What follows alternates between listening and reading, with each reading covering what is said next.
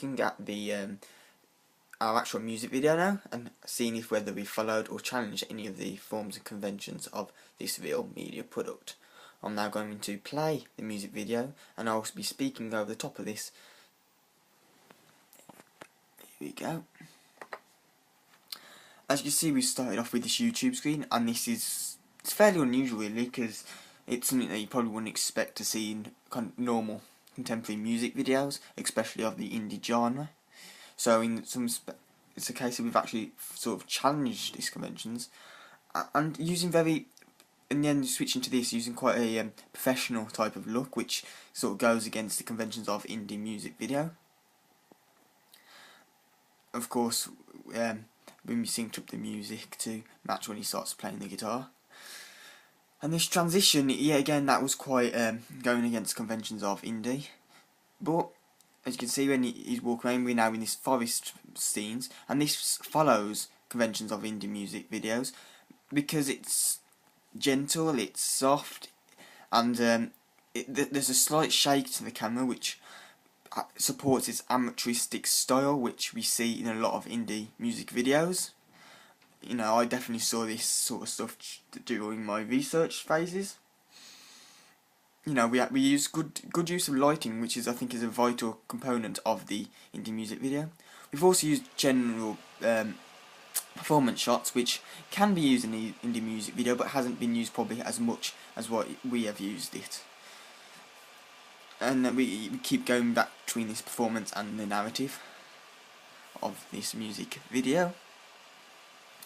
You know, I think the sunlight and the lighting is very important in our music video, and I think it's a vital component of it.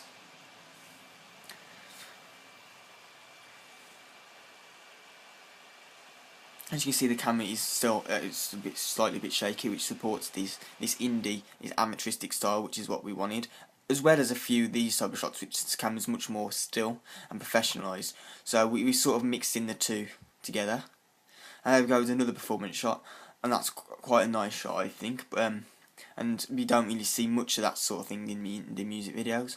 Probably we do, but not as much as what we've used it.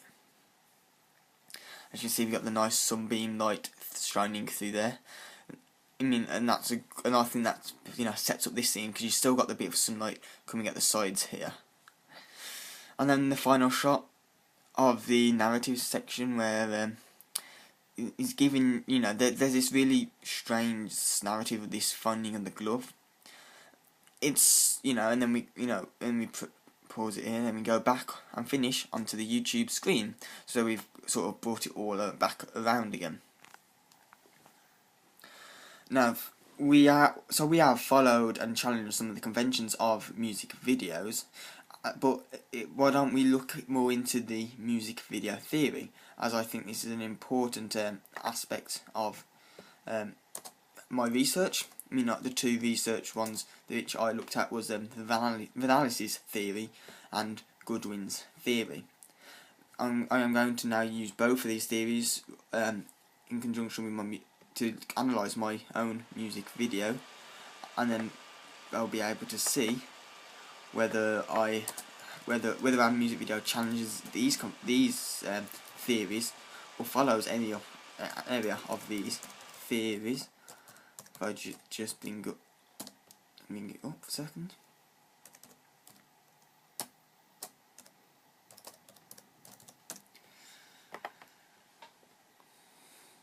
Yeah, so far our music video has, in terms of the conventions of indie music video, has followed and challenged some of it. But the thing with indie is that indie generally does challenge it as a whole, so it's very difficult to challenge it further than what it's already been done before. Because indie isn't. We know when you look at if you look at some of my research videos, such as the Taylor Swift one, that's very professional, very smooth, very well thought out, and then compare it to the indie ones that I looked at, which aren't as professional as that and has that amateuristic feel. So it's very difficult to challenge indie, but I think we have challenged some aspects of it quite well with the use of the YouTube screen and the mixture of still cameras and the shaky style cameras. Now let's have a look at music video theory, shall we?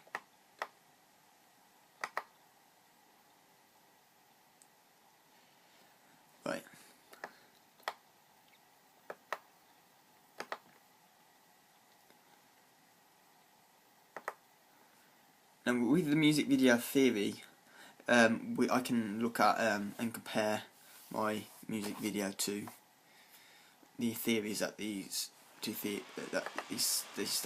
Now let's look at analysis theory.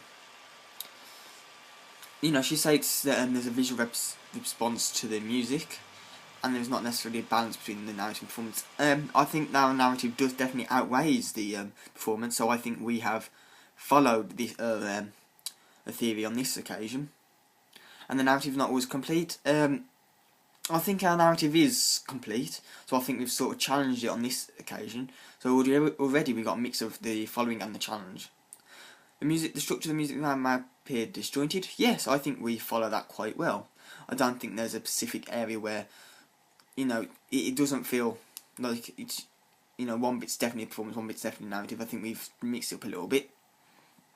Something drives the video forward. It's not often the narrative, but could be the music, performance, or a mixture of other elements. No, I think as is the narrative that drives our music video forward, so I think we don't follow on this occasion.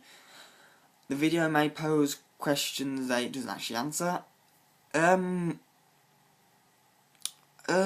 god, I don't really know on this one. I don't think it actually asks us a question at all, so I don't think we followed her on this occasion. There may not always be a clear resolution. Oh no, I think ours has a clear resolution, is that the two meet each other and, you know, start talking to each other on the bench, the two characters, which are the two artists. There may be a narrative or theme running through the video, but in montage style. I think in some respects we were aiming to do a forest montage style. Maybe we've gone to a bit more of a structured narrative, but I still think there's that montage style running throughout. So yes, we've followed some of the theories, or the theories. So yeah, if you look just on the narrative, we have followed and challenged some of those. So we've already got a mixture running through.